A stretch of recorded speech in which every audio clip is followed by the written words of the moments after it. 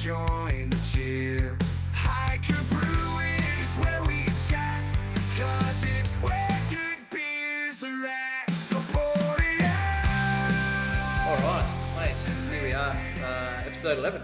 11. 11. Legs 11. Legs 11, yeah. Well, I read a cool stat this week, or last week, whenever it was, I read a cool stat. And most podcasts don't make it past 9 episodes, so we are cruising on. Yeah, nice. Well, you've done 11. I've probably only done, 8? Because I think I missed 3. You missed 3, yeah. You know, even though it is my podcast, according to Luke Cooper. 100%. So maybe next week we can celebrate, hitting the milestone. No, but That's 11. right, yeah. No, it's 11. It's 11. So, yeah. So that's pretty cool. That's cool. It's hard to believe we're already, into double figures. It's Lots of news and stuff to talk about. And, Exactly.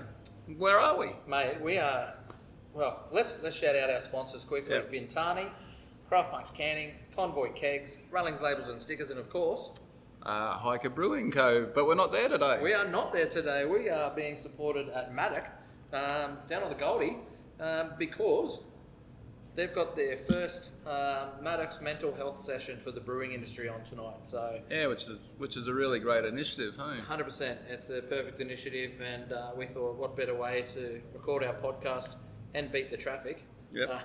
to come down here and Yeah, exactly. do our podcast here and then attend the... Yeah, and Madoc have got such great beers, so 100%. Yeah. even though I'm on the waters at the moment. I know, but but I'm drinking the dark lager. Yeah. And then later on I really want to have the blonde beehive, but it's 6.8%, so Yeah. lots of water if I have Yeah, I think we got it confused. I should have done the driving, but anyway, we're down here, so it's good. We beat the I'm traffic. happy for you to drive back. Yep. Yeah. Oh, that'd be good. Yeah. We'll have to drive your car. That'd be great. People Better than my Ute. So better suspension. That's right, yeah. No, it should be a good night. So I'm really looking forward to it because I think it's, over the last few years, mental health has sort of become, a lot more, people talk about it a lot more than it used to be really hidden. It was sort of a dim, everyone sort of kept their stuff there. But I think, society's evolving and we're starting to do it. And the brewing industry is quite stressful, particularly if you're an owner. I used to have hair a couple of years ago. And look at me now. So, but it's something I'm sort of pretty Well, there's a lot about. of stressful factors that go into working in, owning, being a part of, not just this industry either, every industry, but the brewing industry and the craft brewing industry, we are really a tight-knit community, and I think everyone would be devastated if someone knew someone was going through something and couldn't help them out. Yeah, no, definitely. Through that, so I think it's really good. And there's been a lot happening, VAs and all sorts of things where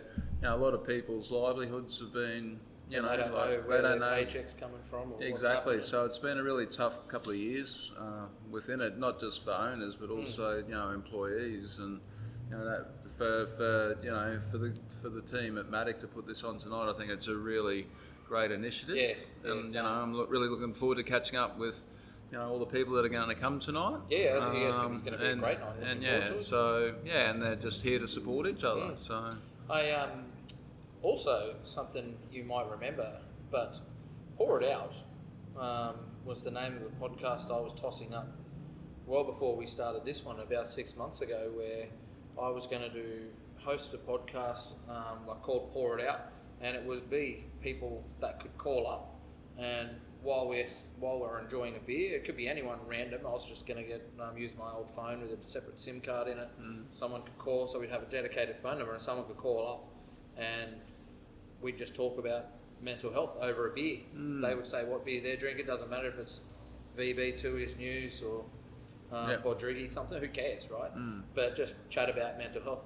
But I realised that I'm not a psychologist or anything like that, and I don't know if anything that you say or whatever can trigger someone or hurt someone, and I think it'd be easier, and I think it'd be a bit immature of me to think that I could do that just for the sake of having a podcast. Yeah, exactly, and also people wanting to try, keep it relatively quiet, and then being, Well, I know that voice. It's like, I think if they're calling in. Yeah. But I'm glad you changed it, and to its current format. Yeah, that's now because it's yours. Yeah, exactly. No, but I think we don't pretend to be journalists, but I think we spoke about it, with Brews News, Radio Brews News, sort of like pulling up stumps, give some sort of executive summary of what's happening. There's just a lot of cool news. I love to share things that I read. And we sort of scour the internet like it's worldwide, so it's not just Australian stuff. No, that's right. But we've come up with some weird, wacky things, and yeah. The other thing is I still haven't gone to Bunnings and bought the barbecue. The bin chicken, the beer can chicken is still. Well, it's still So yeah, it's definitely going to happen. Yeah, I think maybe let's get over GABS next week, and then Yeah. next weekend, and then we can start looking at doing it. It's come up so fast. It is. But talking about GABS, so Sydney had theirs on the weekend. Yes. Yeah. Have you had a look at any of the Untapped results? Yep. I only looked up my beer. So we've got a Noisy Miner beer in. It's called Angry Fish.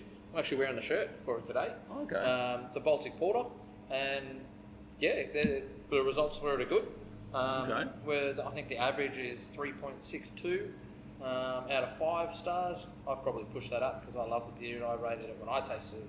But there's been quite a few high votes. There's been a couple of low votes. There's been some people comment that says, "Yep, that's exactly what it says it is," and still rated it 3. I hate Untapped. But Untapped people, right? Yeah, you don't take the reviews. I use Untapped for my own process. But yeah, I did check it. Yeah. How about you guys? I'm just having a look now. Got a rating of 17. 17 people have done 3.71, so that's not too bad. And what was your GABS beer again? So it's Don't Take the Piss. So it was a collab with Brisbane Amateur Beer Brewers. So it's a Choc Orange Porter. Nice. So, but there's about 3, I think, at GABS this year. So I know Black Flag have got one, and I saw they were on the Sydney News. I think I saw on Stalkbook. Yeah, okay. But did they have their skating stand down there again? No, they're just talking about the beer actually, which was interesting, which I found quite unusual that Sydney News would highlight a Queensland brewery. So maybe they know it's state of origin season and Queenslanders always win. That's right. Well, you're wearing your maroon jersey today. yeah. But so no, it'd be good. And yes, and GABS Brisbane's like next weekend. So you all ready? No. No, so, me either. That's what I mean. So that's the why beers are ready, the beers are ready, but I think my stand and my game and everything aren't ready. Some of our beers aren't ready, so we'll be kegging I reckon Cloudscapes the morning Friday morning. So we brewed another batch of Cloudscapes. Have got 52nd the GABS Hottest 100, so we thought that was a good opportunity to share that with the masses. So where did it get?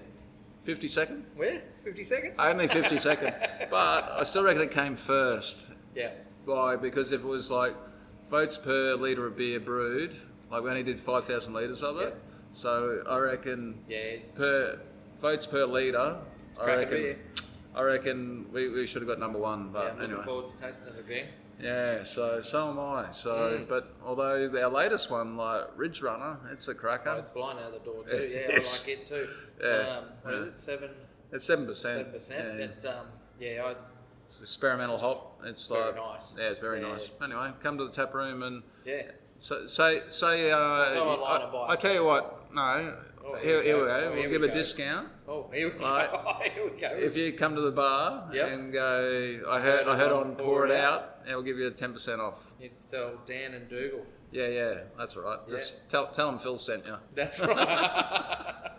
Yeah, but no. I'd love to get that beer out to as many people as possible because it is a cracker, and we'll see what happens. So, but in regards to beer, White Lights had a bit of an issue last week. Yes, they did. So this popped up in my feed I think I saw it on White Lights' Facebook page. They had to recall one of their beers, and I messaged Lee straight away going, "Holy shit, everything all good?" Very minimal about what's out in. Yeah, it was only like 5 cards. I did the same. I messaged him as well, going, anything I can do to help, you know, how you going?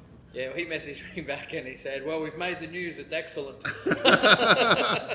So people are seeing it and working out, who's White Lies, and there'll be all those stereotypical comments of, oh, where can I get this beer and free booze and all that sort of stuff.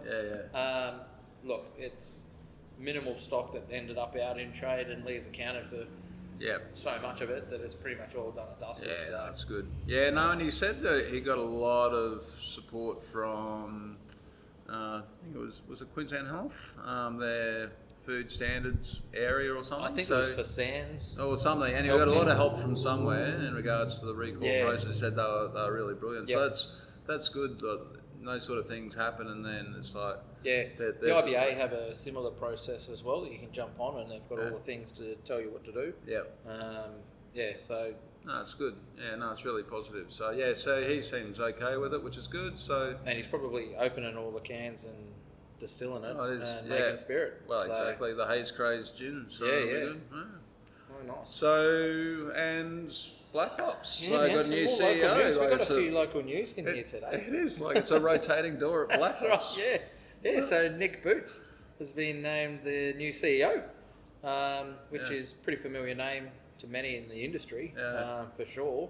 Kegstar, Stone and Wood, to name a couple. But so that happened yesterday. I think I saw it on the I got an email. I got an email about it yesterday. Yeah. So, what do you think? Positive move, obviously.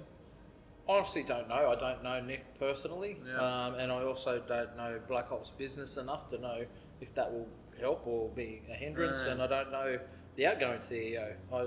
Completely in the dark. I've got no opinion. On this. I was really sad because like Nathan Hyde, who was the last CEO, who came in after Dan Norris. I worked at Black Ops, and I had a lot of time for Nathan.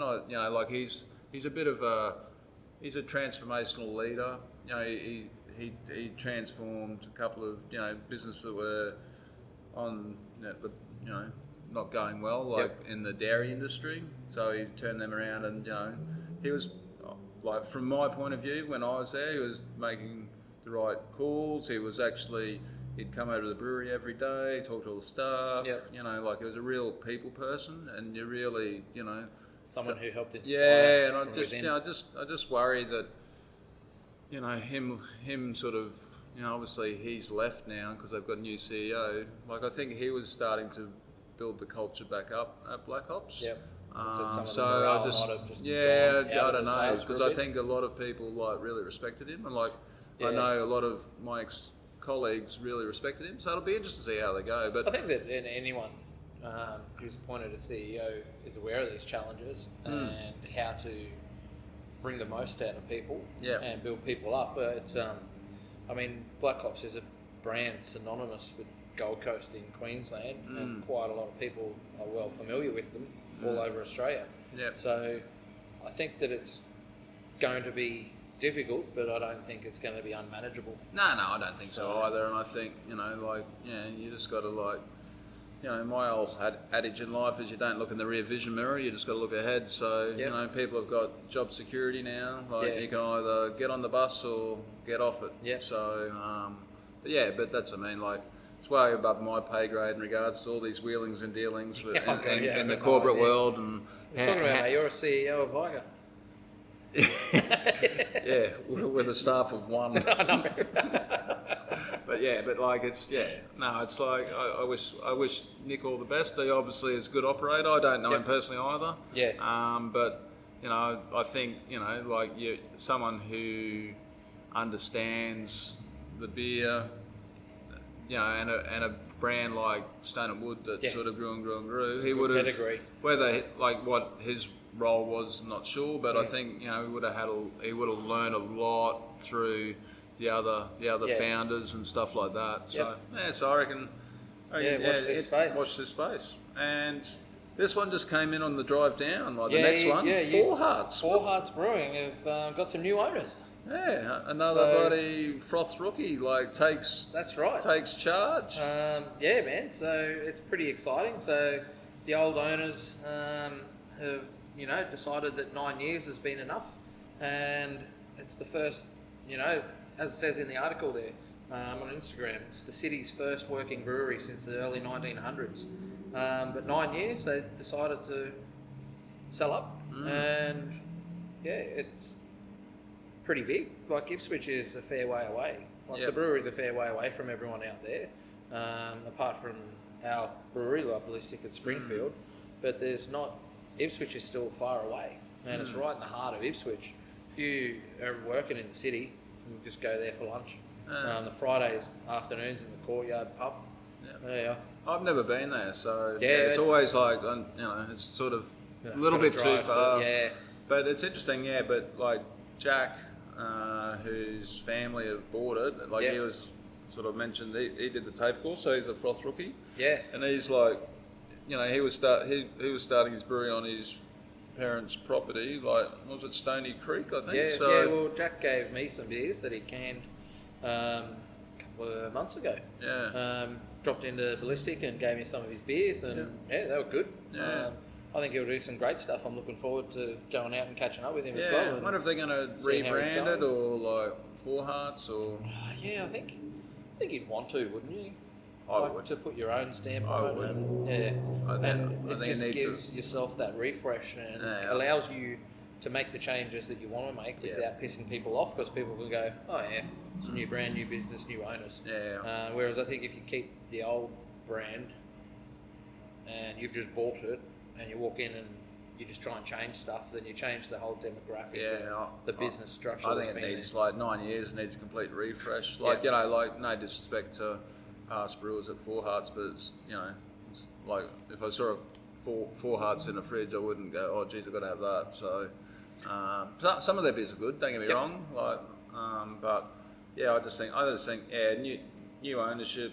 I just think a fresh set of eyes on all of these sort of things. Everyone's got different creativity, and it'd be fun to see what happens. Another watch this space. Yeah, but just remind everyone that Take a Hike's been trademarked, so just jokes. Yeah. No, it has been trademarked though. So Yeah, so is Brewed for Adventure, FYI. yeah. Won't go there. Signs down. Bastard. We love you, Wayward. What about Anchor? So the Anchor's being raised. I wrote that title. Oh, did you? I was pretty proud of that one. Yeah, I haven't read the article yet. Yeah, so the Anchor is to be raised again by Yoghurt. So a billionaire guy group who owns Chobani Yogurt has many a deal and buying Anchor. Okay. And bringing it back.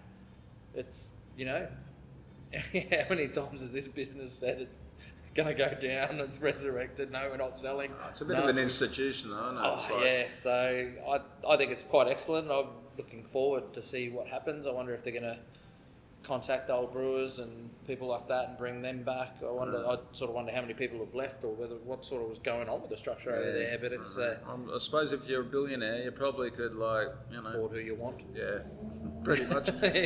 I'm happy to fly over. I'm just putting it out there. What if you just wanted to buy Hiker? Yeah. Could you give it up, Phil? Could you give it up? I could give it up for the right dollars. So yeah, definitely. Yeah, nice. Yeah, that's pretty exciting. I wonder if they're going to go back and because the Anchor Steam Ale, it's what put them on the map, really. Yeah. And I'm pretty sure that's what Mountain Goat based their Steam Ale on when they first started. Yeah. Can't confirm or deny that actually, but you would make sense. There's not a lot of steam ales getting around. Yeah. But yeah, I just found it interesting. Thought it was pretty cool. Yeah, nice. Lots of money. Obviously, people still have money they want to put into breweries. Yeah. So, Yeah, exactly. these people can obviously see something that we can't Yeah. at the moment. But yeah. I might just love the brand and got the coin to resurrect it. But obviously, like if you're a billionaire, you've done done the research. you've done the research. Yeah. You've done your due diligence. That's right. It's it's not like I just want Anchor beer in my mansion. That's on right, tap. yeah. So I'll just build buy the brewery. Yep.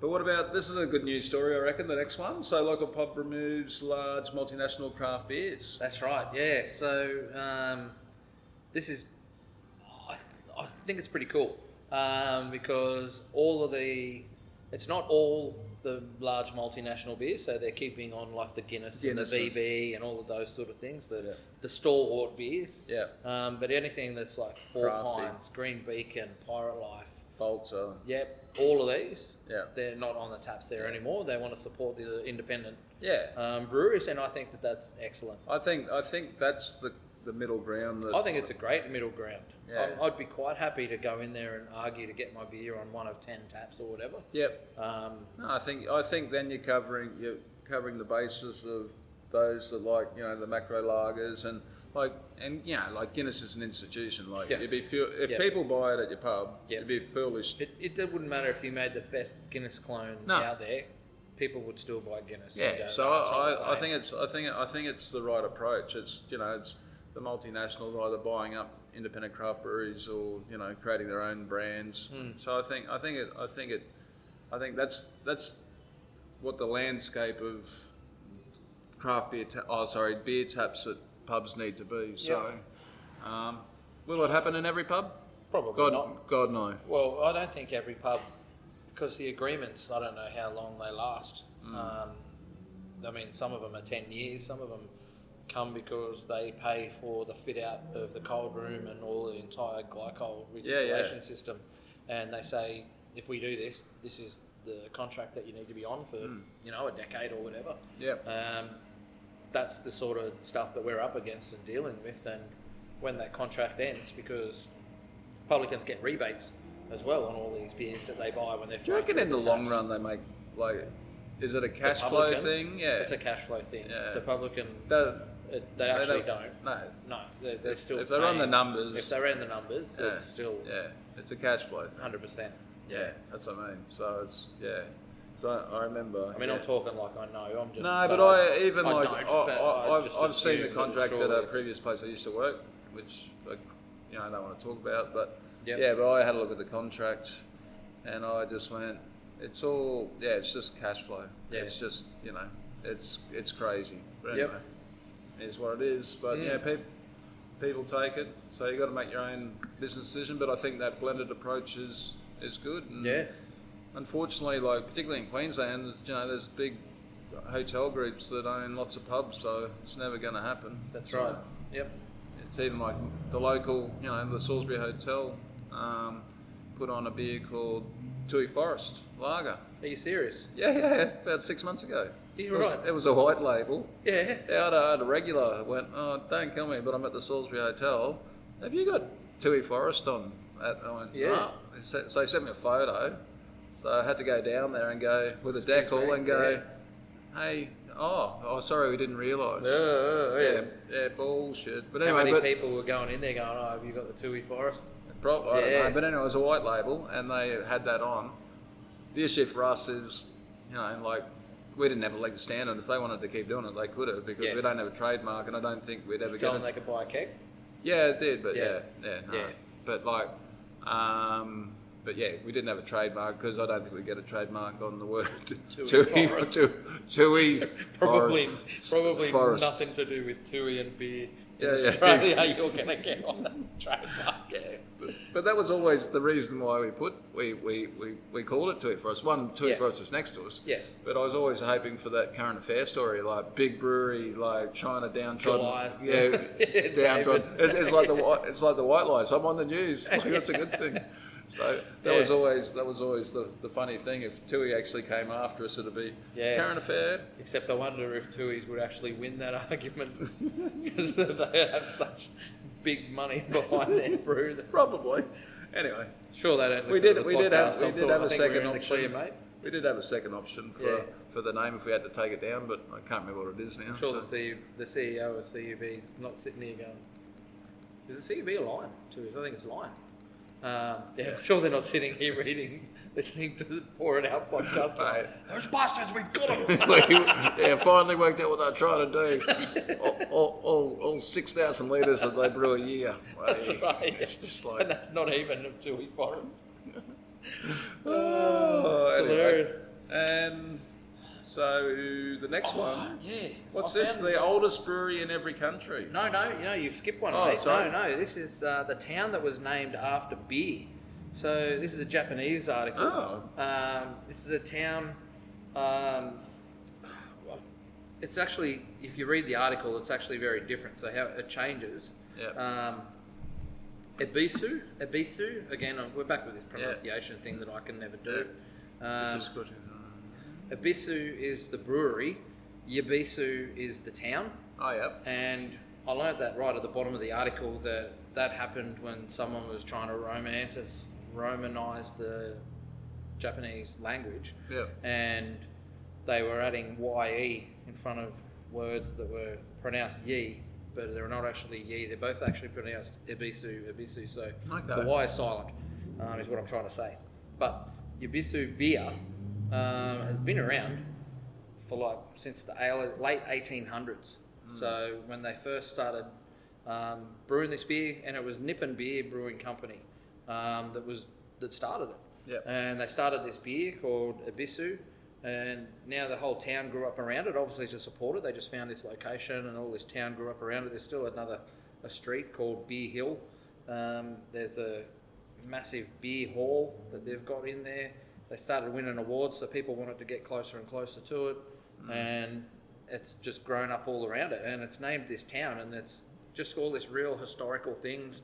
And it's really, as is for all things Japanese, it's like steeped in tradition about what they want to do with things. So they make sure that there's all these cool little traditions, so children can come in and help run events in there and do things, so they can get around and look at different things, learn how the festivals work and the events work, and then slowly progress as they get older. Again, Japanese traditions, which I just find fascinating and really cool. Yeah, nice. So whereabouts in Japan? Is it? It's gonna say it in there, but I'm probably. No, it's fine. It's funny because I've just been doing some research on, potentially a trip to Japan to do some hiking. Yeah, cool. So I was just curious. So I've been having a look at a couple of the pilgrim walks in Japan. Yep. So save this article, mate. Yeah, I'll do a bit of try and find, because this is the second Japanese article that we've talked about of beer. Were you on the one that we talked about? You probably weren't. You're looking at me so blankly. No, but I listened to the Pour It Out when I was away. I just trying to remember. So there was the other one with a sake brewery that is being converted. Oh, it was Matt. That was Matt's episode, and it's a sake brewery that was being converted into a brewery, and the local town all came out and went, so good to have brewing back in the town, even though it's not beer. Not sake, it's beer. And the whole town came out and supported it. So I love those sort of stories. It's that real tradition helping us out, being there for us. I agree. I love how beer. I think beer. One of the things I love about beer, it's a communal drink. Yeah. And I always love. Matt Kirkyard's thing, beer is a conversation, wine is a lecture. Yes. So, I just love that saying, and I think beer is something that can pull a community together. Unless you're playing Gurner Fortune. Yeah. That's a different type. 100%. Different type of wine. But, I just think it's great that communities can rally around. Their little, local, their local, brewery. So, I saw that a lot, when I was through Europe. A lot of little towns that we went through, particularly in the Czech Republic. Just one brewery in the whole town, and then it's just funny you say that, right? And especially the Czech Republic, because the next article that you jumped to, the next article, it's a map. It's an interactive map. I don't think it's interactive, but it's a map that VinePair put together, showing the oldest brewery in every country. And the Czech Republic has the oldest one. Oh, really? Yep, 933. So I thought Westfalen had the oldest. I think it's still running. Yeah. Oh, so is it? Might have been in Germany, Westfalen. I'm just telling you what the map is. Yeah. Yep. No, but I'm pretty sure. I might have not read the oldest, but anyway. No, that's fine. The Australian brewery was in 1832. Cascade Brewery. Well, wasn't James Squire? No, that's right. He came over. 7 lashes. Sure, Lion didn't set one up That's right. 1789 or something. Yeah. No. See, so Germany, 1040. Okay. 1040. How do you? Here's a question. We say 2024 or 2008 or whatever. Do you just read it as 933? It sounds like such a doesn't- weird. it doesn't sound year right, does to, it? To pronounce. Yeah, what? Yeah, 1040. 1040, big buddy.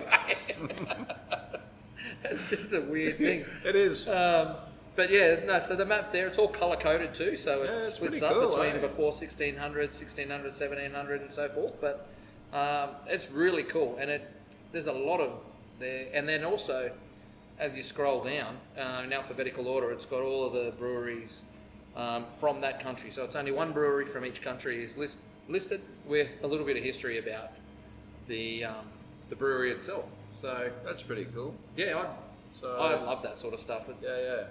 I didn't realise. So What about Abu Dhabi? UAE. that's what of this year. Yeah, I'm about to say, yeah. Yeah. What's the youngest of The that youngest list? brewery. Yeah, well, Might be 1990 Thailand. Not Thailand, yeah. Thailand, South Korea, both 1933. Yeah, So yeah. 'cause that was like even like it's fascinating history. Like Australia's so young, but this is off topic of beer. Yeah, okay. But like Joe and I were walking the streets of London. I said, I wonder how long the tube's been here. Yeah. When do you reckon the first tube line started? My knowledge of history is as good as my geography, so I don't know. Couldn't guess. 50 years ago? Yeah, no, it's 1837 or something. Are you serious? It was just mind blowing. Is London a city that they've built on top of I don't again and know. again? That they Yeah, I don't know. the tube was created just because they built on top of it? No, I honestly don't know, but obviously expanded over time. But I was Yeah. blown away that it was like in the 1800s. Like, it's just like incredible. Yeah. I just assumed it was sort of, after World War II or something like that, But Yeah, man. Yeah, history is fascinating. Well, it's kind of weird anyway. Like you say, the 90s, and it feels like 10 years ago. Yeah. And it obviously wasn't. Like Eminem's got a track out at the moment. Yeah. And it's it's using a lot of his songs from the 90s. Yeah. And it's just bringing all Gen X out going, hell yeah, this is Eminem we remember. I know, it's weird, hey? Like, that's like, So, my eldest daughter's 24 and I'm going, geez. When was like, that? Yeah. 2000? Like, Wow, did the I have Sydney her when I Olympics was 2? Like, anyway, you get old, unfortunately. So, Yeah. But yeah. Yeah, nice. What else has been happening? Mate, not much. As I said at the start, yeah, just kicking on, getting ready for GABS.